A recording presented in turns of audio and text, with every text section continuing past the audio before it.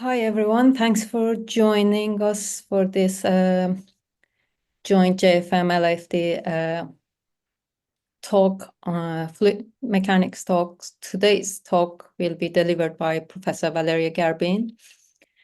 And she's going to talk about bubble dynamics in complex fluids. She is a professor of flow dynamics and soft matter at Delft University at the moment. She's got a master's degree in physics from University of Padua and her PhD from University of Trieste in Italy. She's done a few postdoc research works at Physics of Fluids Group at the University of Twente in Netherlands and University of Pennsylvania before joining Imperial College as an academic. And since 2019, she's been a full professor at the University of Delft. So this is just a very brief introduction. I hand over to Valeria, and we're going to have around 50 minutes, 45 minutes, 50 minutes of talk. So you're muted at the moment, but feel free to drop any questions that you have in the chat. So hopefully I can go through the questions after the talk, and we can then Valeria can answer to your questions. There will be hopefully around more than 20 minutes, half an hour time after the talk for any questions that you might have. So I'm just going to mute myself and hand over to Valeria. Thank you very much. Thank you very much, Sepide, and thanks to all the organizers from the Leeds Institute of Fluid Mechanics, the Department of Applied Mathematics and Theoretical Physics at Cambridge, and Journal of Fluid Mechanics. It's a great pleasure to be here. And I want to talk about how we can use bubble dynamics to probe the properties of complex fluids, but also to tune the properties of complex fluids. So the presence of bubbles in complex fluids and soft matter is really widespread and covers a very large range of length scales, from the huge bubbles that form during the compression of magma, which are on the length scale of several meters and larger, to the small bubbles that nucleate due to tensile stress when we crack our joints or due to evaporative stress in trees. Then bubbles are thought to nucleate within the cell membrane between the two lipid leaflets that form the cell membrane during neurostimulation by ultrasound. And it is also well known that microbubbles can be used both for ultrasound, medical imaging, and also for drug delivery. The example shown here is drug delivery across the blood-brain barrier. And finally, bubbles are found in the processing of complex fluids, from the more traditional applications like the processing of polymer foams, to also the ultrasonication of carbon nanomaterials, and cavitation and bubble dynamics has been found to play a role in determining the size distribution of carbon nanotubes in this process, for instance. And there are more examples that we discussed in this review paper that we wrote a few years ago with Philippe Marmottan and Benjamin Dolé. Now, before I discuss bubble dynamics in complex fluids, let's take a step back and start from spherical bubble dynamics in simple fluids. We understand, although it is also pretty complex, we understand bubble dynamics in simple fluids quite well. From the early work of Rayleigh to the understanding of single bubble sonoluminescence, we can say that we understand bubble collapse. We can predict the bubble dynamics during bubble collapse using the Rayleigh-Placid equation, which also describes bubble oscillations in an acoustic fields, And for small oscillations, we can analyze the bubble behavior as a harmonic oscillator. We can linearize the Rayleigh-Placid equation, and we can apply linear theory to analyze the resonant behavior. So the step towards bubble dynamics in complex fluids is simply to generalize the Rayleigh-Placid equation to account for the properties of the fluid. For instance, viscosity that may be non-Newtonian, or a solid like elasticity, or both. And if we do that, we have a tool to study complex fluids. And the question I'm going to answer today is, why would you ever want to use bubble dynamics to study complex fluids?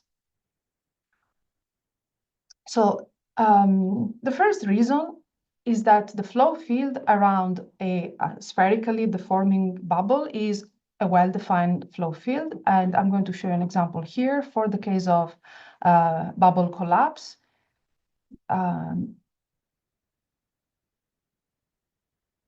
Okay, you can see here that for the case of bubble collapse, assuming that the bubble stays spherical, the flow field is purely extensional. There is no component of shear deformation. And let me see if I can play this again. Yes, and a range of strains that are measured by the magnitude of the stretch of each fluid element, which is color-coded with this color bar here. So you see that we are probing a range of different strains within the same system. Then, in addition to this well-defined flow field, bubble collapse is sensitive to the elasticity of the fluid. As shown here, these are the temporal evolution of the bubble radius, normalized by the initial radius R naught, as a function of time, normalized by the time of the first collapse, typically. So we can see here that the rebounds of the bubble radius and the amplitude of these rebounds are affected by the solid-like elasticity of the material. So we can use bubble collapse to access a time scale of down to 10 to the power minus 6 seconds that is very difficult to access with other methods to deform and probe material properties. Then, if we look at spherical bubble oscillations, we still have this nice, well-defined, purely elongational flow field. And on top of that, we have an oscillatory flow field with controlled frequency and amplitude. And these dynamics are also sensitive to the properties of the surrounding medium. The example shown here is, again, for fluids of different elasticity. And we can see how the evolution of the radius as a function of time is affected. In this case, what you see is the decrease in amplitude of oscillations. Typically, the time scale here is in the order of milliseconds, which is still also difficult to access with most, for instance, rheological methods. And finally, if we consider also a completely different mechanism of spherical bubble dynamics, which is either dissolution or growth by mass transfer of gas to and from the liquid, we then again have a controlled deformation field and a very slow time scale of deformation from seconds all the way to hours.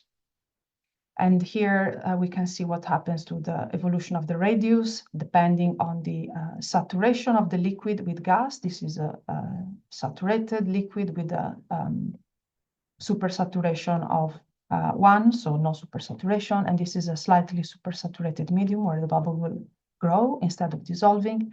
And you can also see the effect of the elasticity, which is able, for instance, to arrest bubble dissolution. So together, these three phenomena cover 9 or even 10 decades in frequency with the same deformation field of the fluid. And this gives us a nice toolkit to study the deformation of complex fluids. For these reasons, there has been indeed significant work in the bubble dynamics community to use bubble dynamics to study complex fluids and soft solids to, on the one hand, understand the effect of the medium properties on bubble dynamics, but also, on the other hand, to measure the mechanical properties of the medium from bubble dynamics. And there are many examples in the literature, but to show you just a few, the group of Eric Johnson, also in collaboration with the group of Christian Frank, have been working a lot on using bubble collapse to characterize viscoelastic solids with a focus on biomedical applications.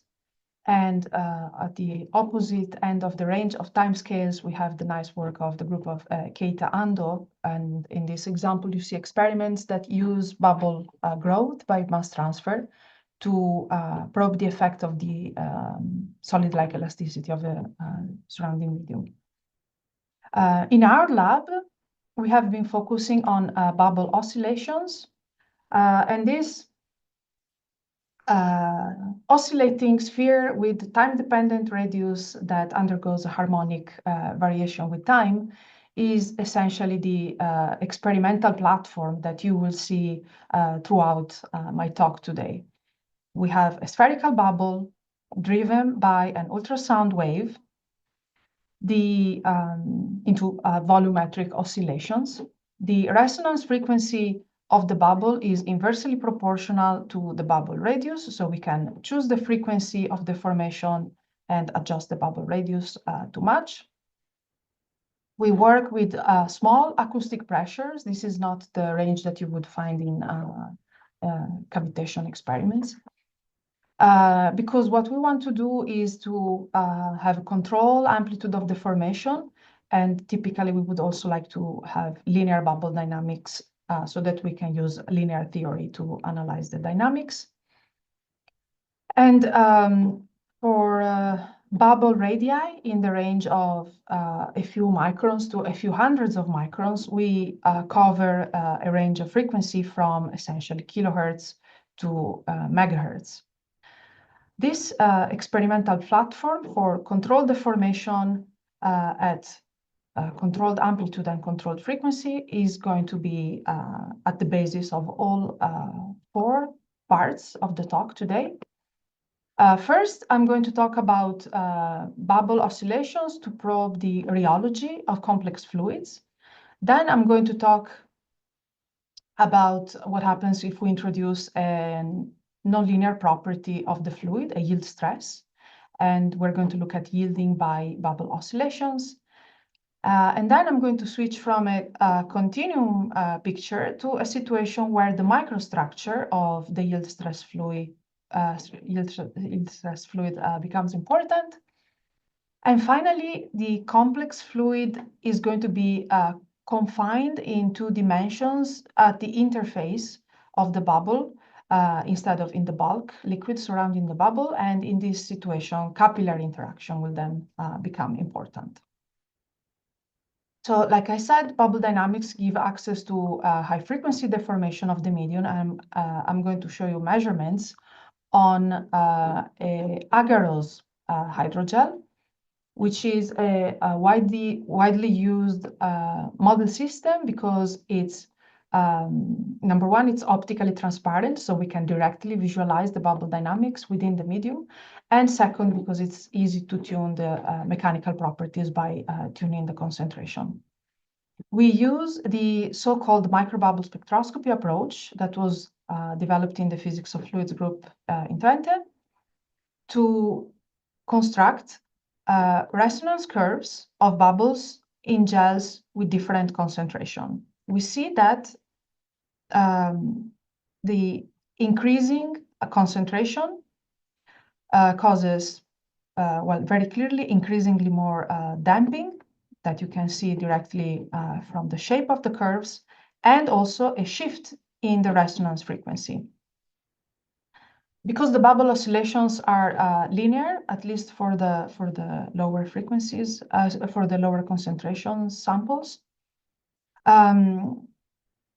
we can then use the linear Kelvin void constitutive model for the stress tensor that we input in the Rayleigh-Placid equation, in the generalized Rayleigh-Placid equation.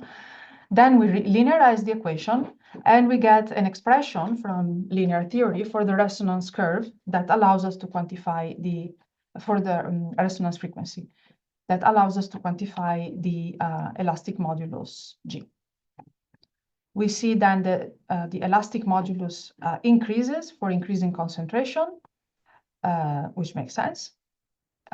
We can compare the measurements, the values of elastic modulus that we have fitted by fitting these curves with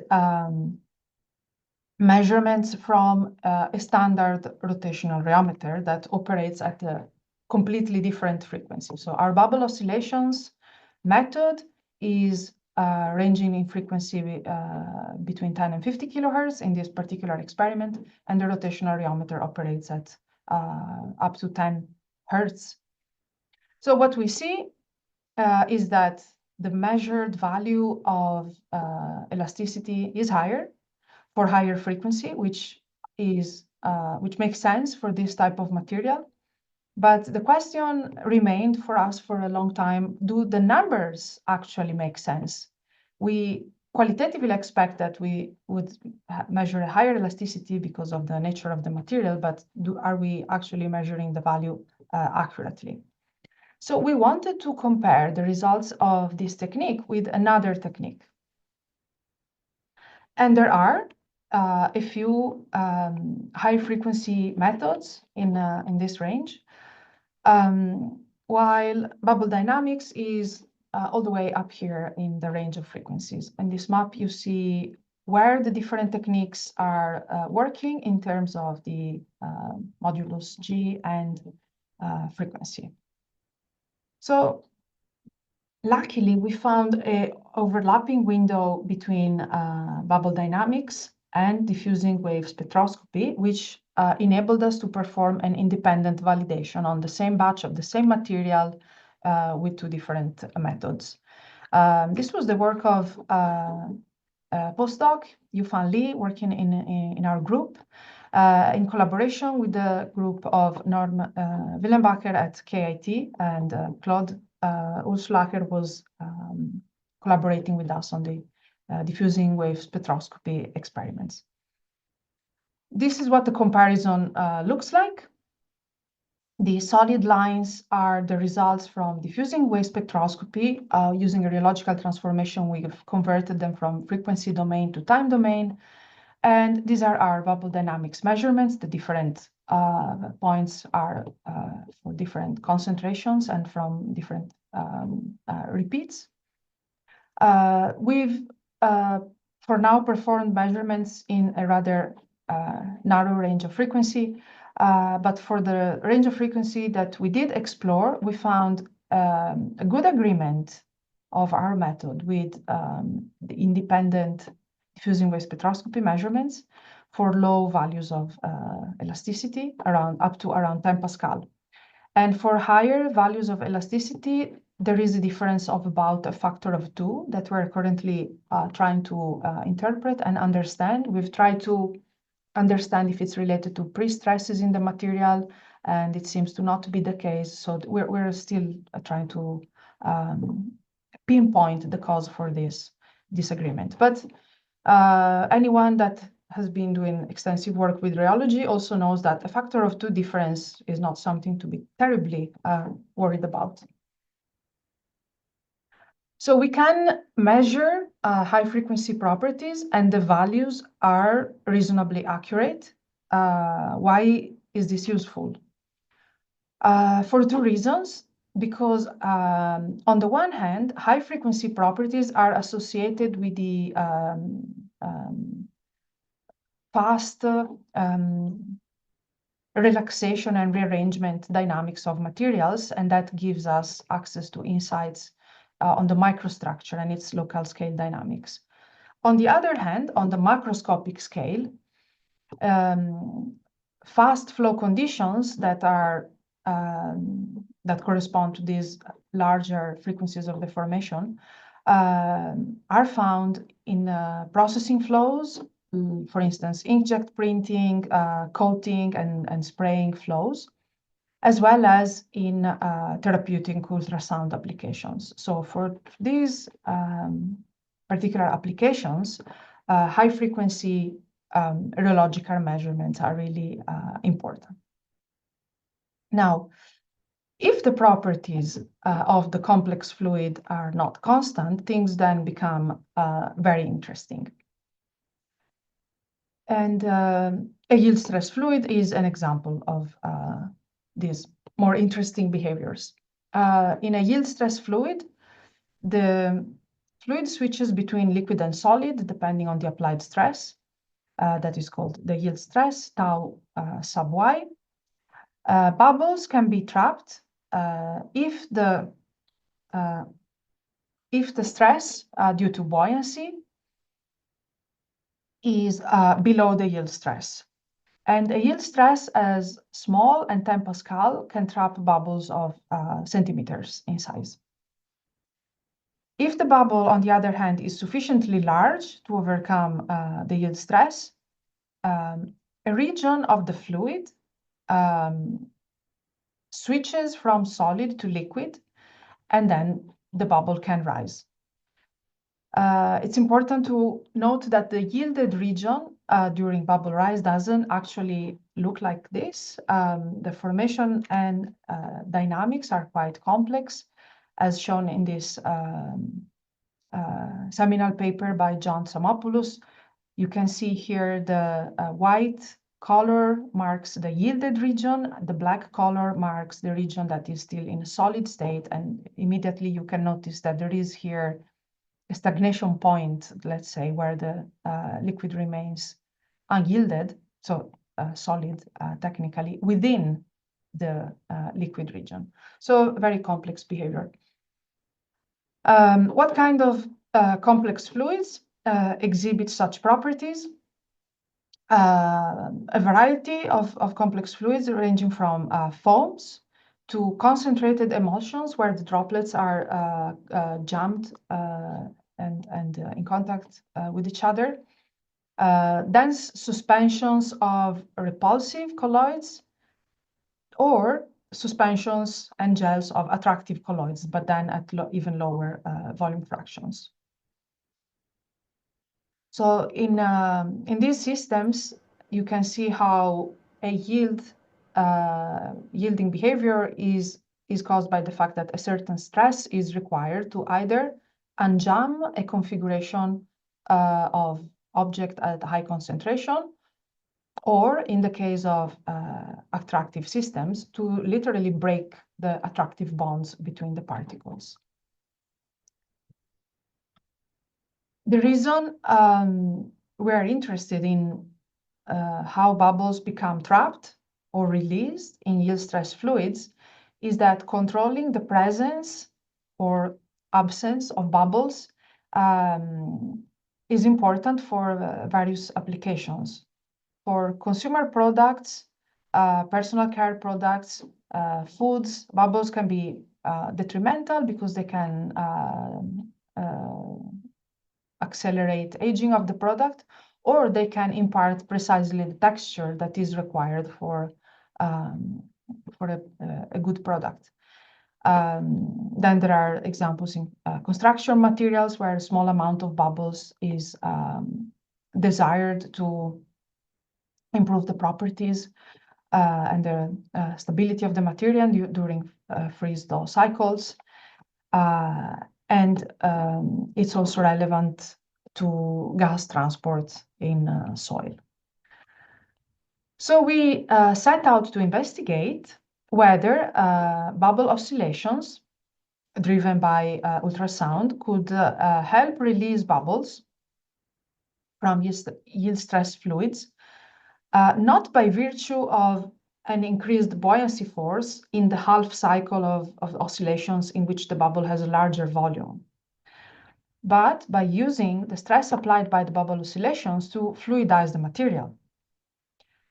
We know that the deformation is high frequency, but the question is the strain going to be sufficiently large? And can the bubble rise in the yielded region?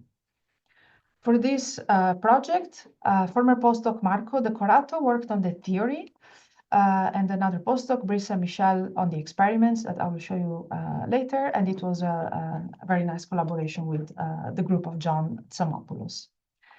And here is what we found. In the theoretical model, in the stress term in the generalized Rayleigh-Placid equation, we implemented a constitutive model for the yield stress fluid that is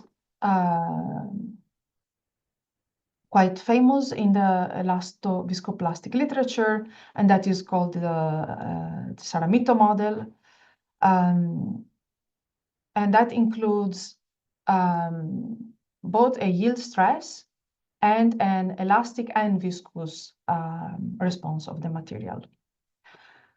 We solved this model for using the known material properties, so the literature values of the properties of carbopole, where the yield stress is known from shear rheology experiments, and we use the von Mises criterion for determining yielding when the material switches from solid behavior to liquid behavior. And this criterion allows us to identify the yield surface, which limits or encloses a fluidized corona around the bubble.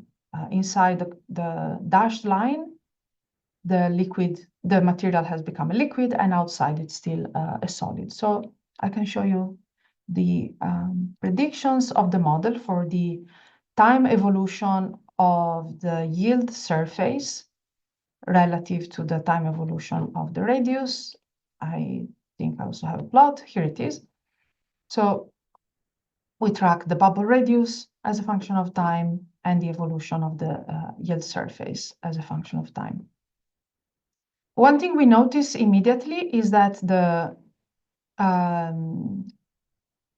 radius of the yield surface is approximately of the same order as the bubble radius itself. So you can imagine that bubble rise within the liquid region, which is a spherical cavity filled with liquid surrounded by a solid material, would be strongly affected by such confinement. And that already makes us fear that this is slightly unfavorable for bubble rise. Let's see what happens in our experiments. We made a geometry for controlled experiments where we use a standing wave so that we know exactly the sound field at different locations in the geometry.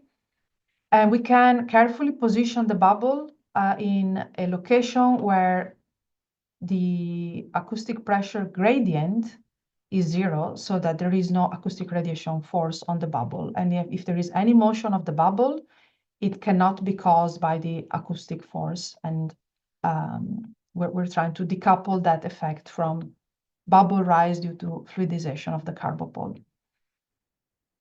We start with small pressure amplitude to keep the oscillation spherical. The frequency here is 20 kilohertz. The range of bubble sizes is in the few hundred microns.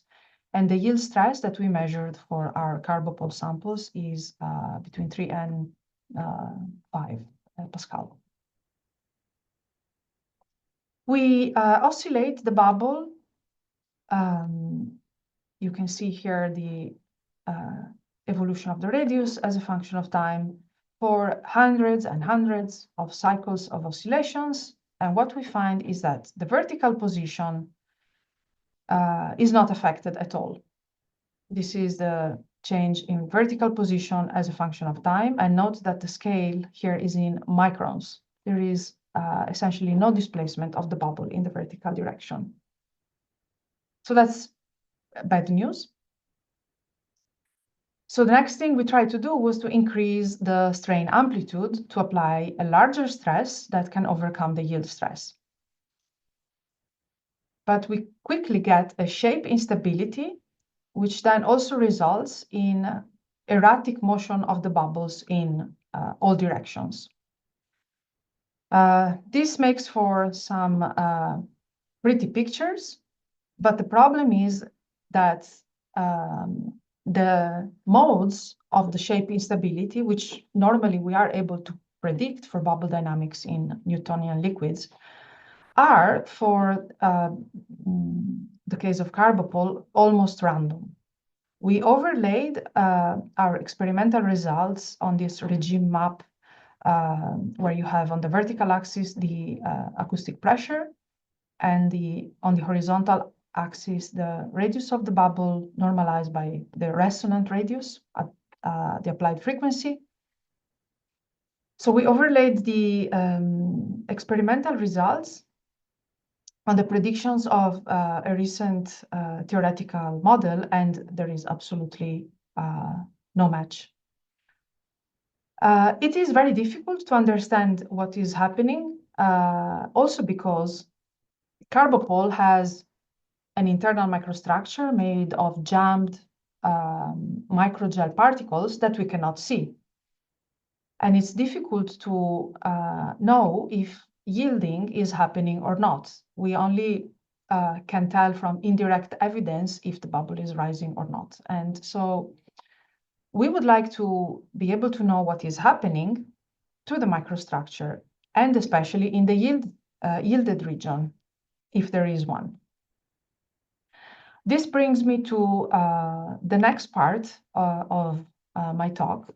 We are going to look at yield stress fluids for which we can visualize the microstructure and also characterize it quantitatively. That material is a colloidal gel. It is made of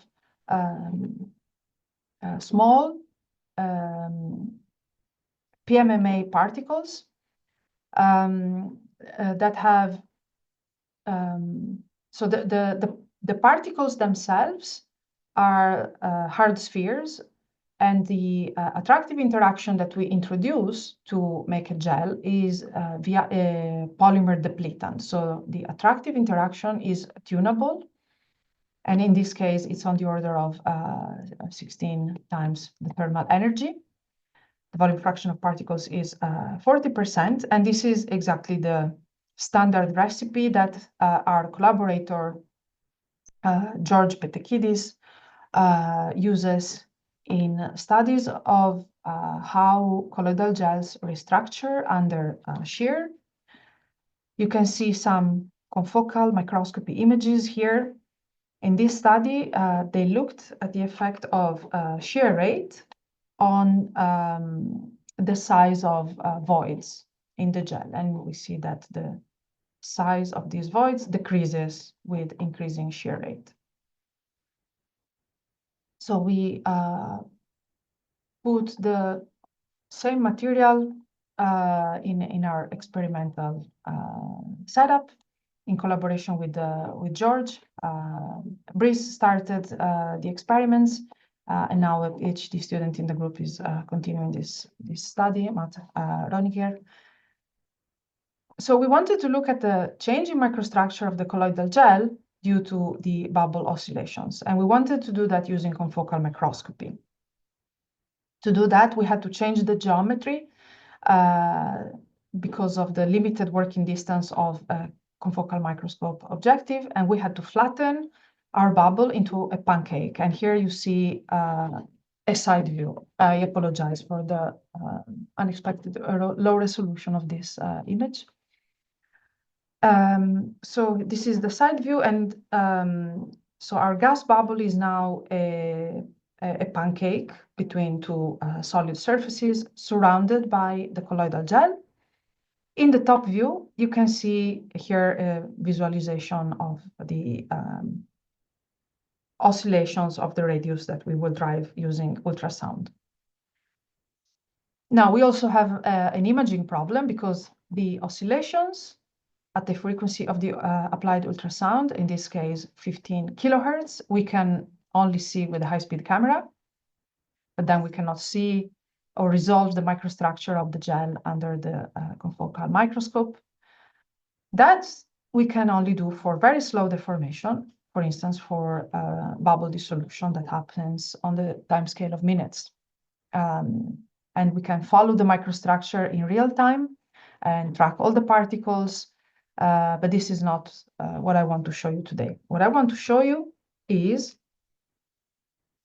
that for ultrasound-driven bubble oscillations, we observe a striking change in the microstructure of the colloidal gel, which becomes ordered. It is a bit difficult to see with the naked eye, so I'm going to show you a quantification. We calculate an orientational order parameter, this capital P, which tells us if there is order in the microstructure. And we had to define an orientational order parameter specifically for this situation where we're trying to see if there is order that of the particles that wraps around a spherical domain.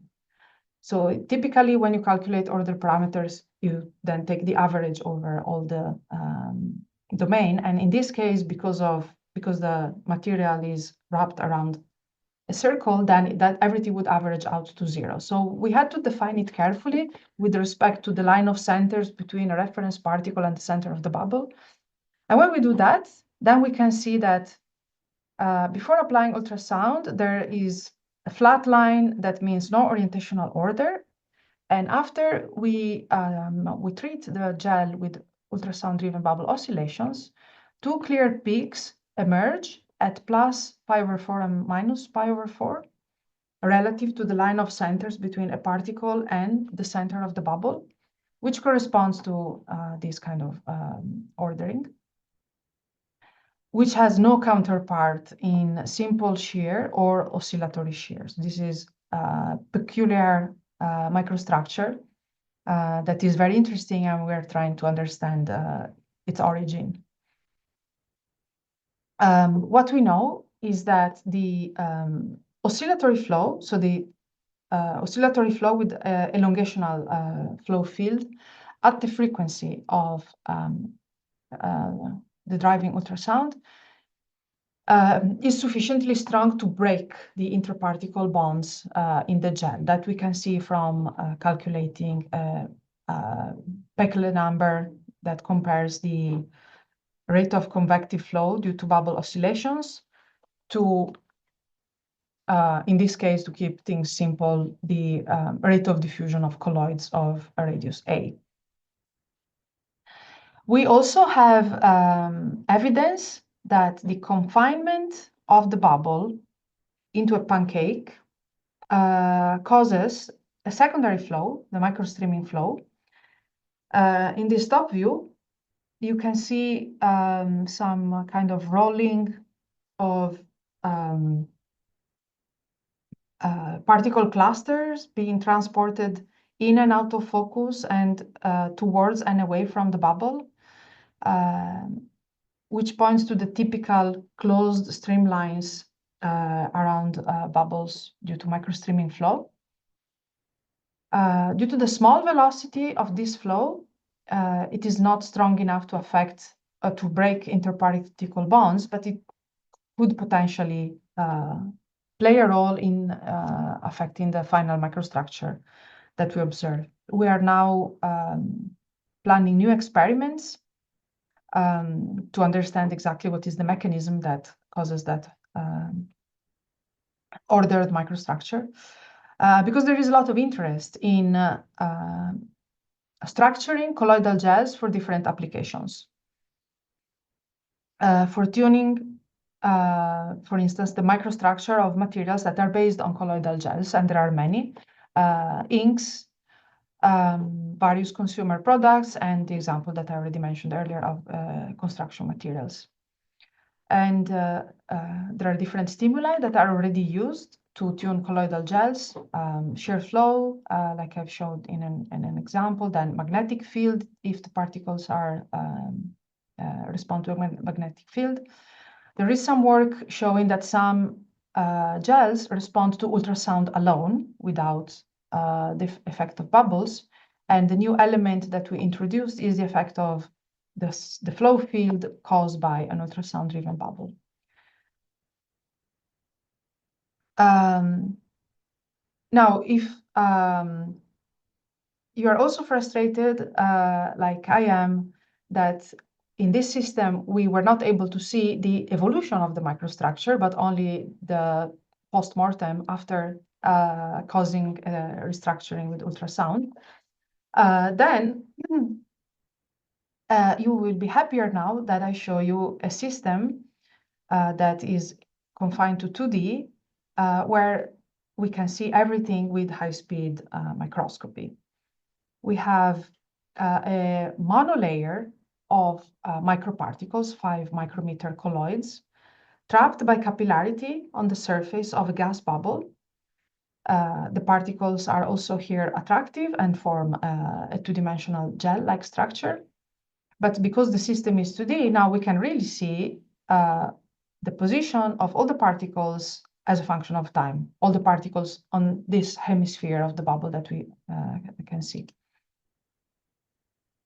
So in the high-speed video, you can see the positions of all the particles as a function of time. The driving frequency of ultrasound is 40 kilohertz. We are applying small amplitude of oscillations of the bubble. And now if I show you a stroboscopic video over several cycles of oscillations, you will notice something interesting. You see the emergence of a different microstructure where the particles align themselves into strings or straight chains. And we see this consistently over a range of particle to bubble size ratios and surface coverages by particles. This is surprising because there are no colloidal interactions in the system that can explain this directionality. To make this a bit more quantitative, I show you the pair correlation function before and after oscillations. What is interesting to notice is the second peak of the pair correlation function that shifts from this position corresponding to sort of hexagonal close packing to 4 times a particle radius A, which corresponds exactly with particles aligned in a straight chain. So the order parameter confirms the directionality of interactions. And finally, another element of the puzzle is that this microstructure is transient.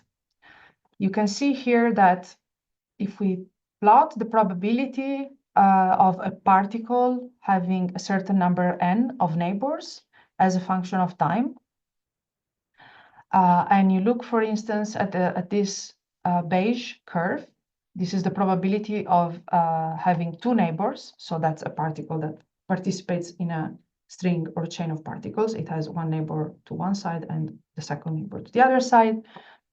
Then you see that the number of particles with 2 neighbors is initially low, then it increases when we drive the system, and then the stress relaxes and the microstructure relaxes again, and the probability of having 2 neighbors decreases again.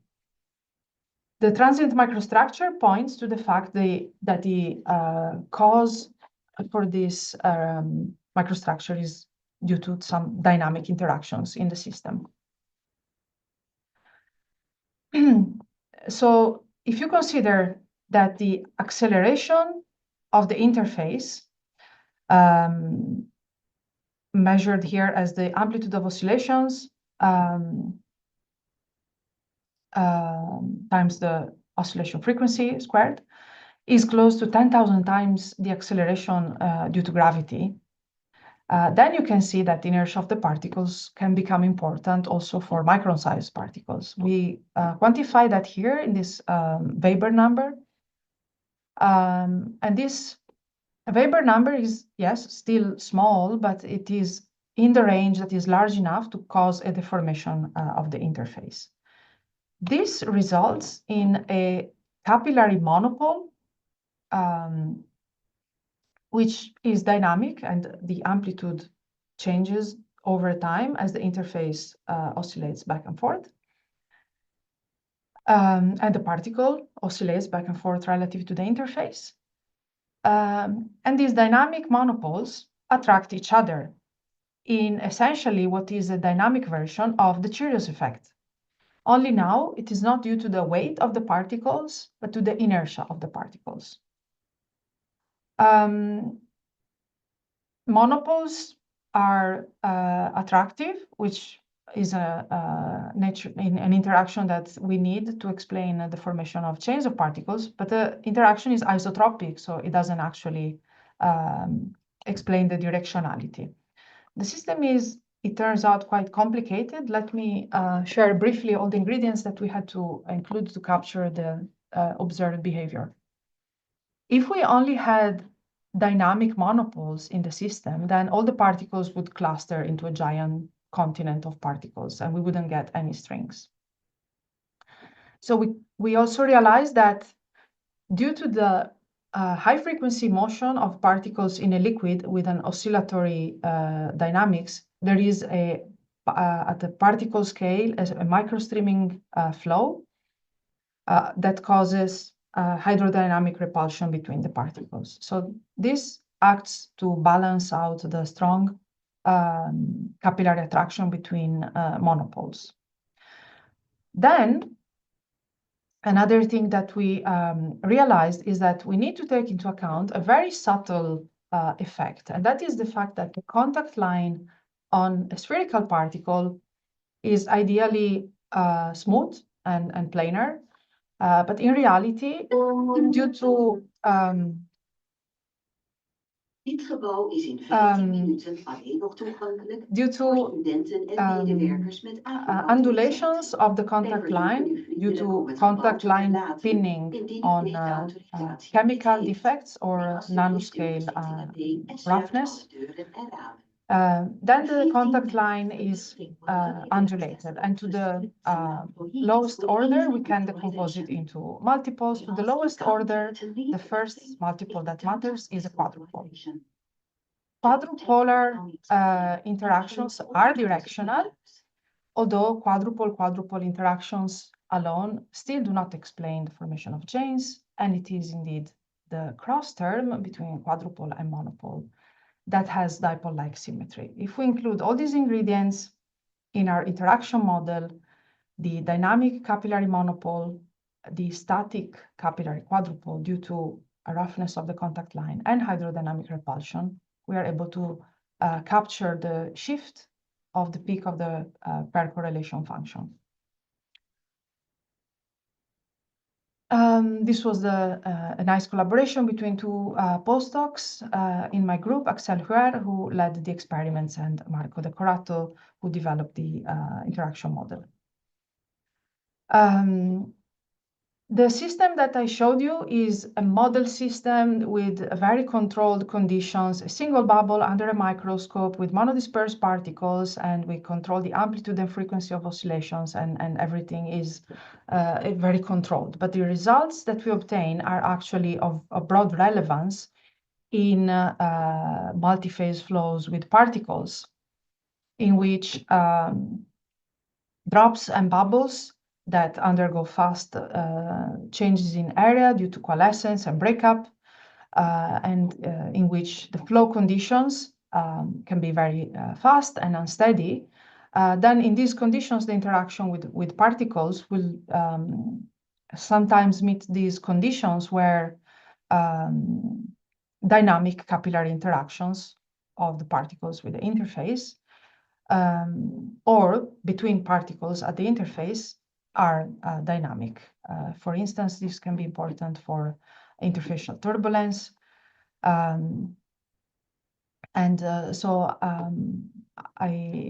trust that in the future models of multi-phase flows with interfaces and particles, we'll also be able to capture these important dynamic effects.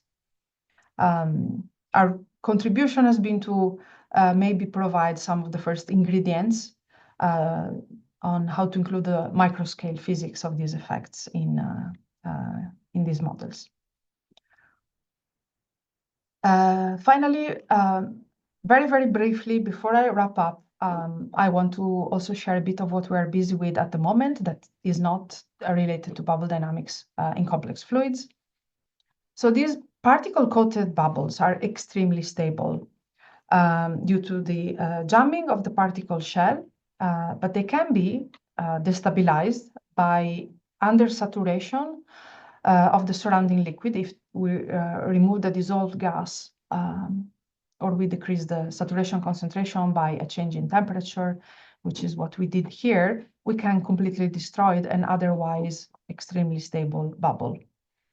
So we wanted to understand the effect of the layer of particles on diffusion across the interface, because in some cases they can be very stable, and in some cases they can be strongly destabilized. So the experiment that we designed, and this was the work of postdoc Yang Liu, was to use a trace amount of solute and monitor its diffusion from within the droplet to outside the droplet in such a way that we don't have a change in volume and a change in surface area that affects the morphology of the layer of particles. And we used a Healy-Shaw geometry so that we can calibrate the concentration of diffusant against fluorescence intensity.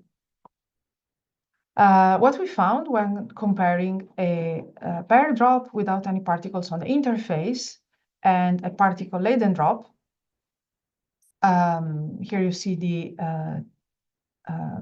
concentration field as a function of distance from the drop interface in the liquid surrounding the drop and its evolution as a function of time. So if we look at the bare drop, we see here the evolution of the concentration profile. And what we found for a particle-coated drop is that there is a very small difference compared to what we expected. The interface is 90% covered by particles, and we expected a strong effect on the kinetics of diffusion, but we didn't see that.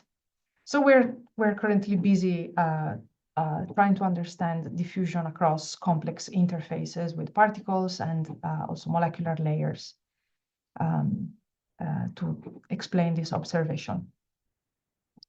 Now, to summarize, probing high-frequency rheology with bubble dynamics is useful to bridge a gap in frequency that can be important for processing flows and also for biomedical ultrasound applications. Yielding by bubble oscillations is a difficult problem that is still quite open. And to address this kind of problem in our efforts to visualize the yielded region, we shifted to a colloidal gel, and we discovered a new mechanism that produces an ordered microstructure in colloidal gel that is potentially useful for applications in materials. And for colloids on an interface, we find dynamic capillary interactions that have no counterpart at slow deformation rates, because only these extreme deformation rates does the inertia of small particles become important.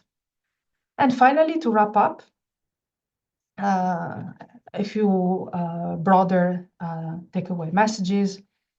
Bubble dynamics in simple fluids is already quite complex, but we understand it well enough that we can now use it to understand complex fluids, which, as I've shown you today, also brings about new challenges. The nice thing is that we can use controlled conditions of the formation of the material. We can achieve linear conditions by controlling the amplitude. We can control the frequency. This experimental method also lends itself to a simultaneous visualization of the microstructure that has helped us unravel new microscale flow phenomena. And finally, I think that fluid mechanics is really key to also unlocking progress in neighboring fields, from soft matter to rheology and colloid and interface science. And we see that the problems that these neighboring fields have to offer are very complex, but are also very interesting and relevant. And with this remark, I close, and I will be happy to take any questions.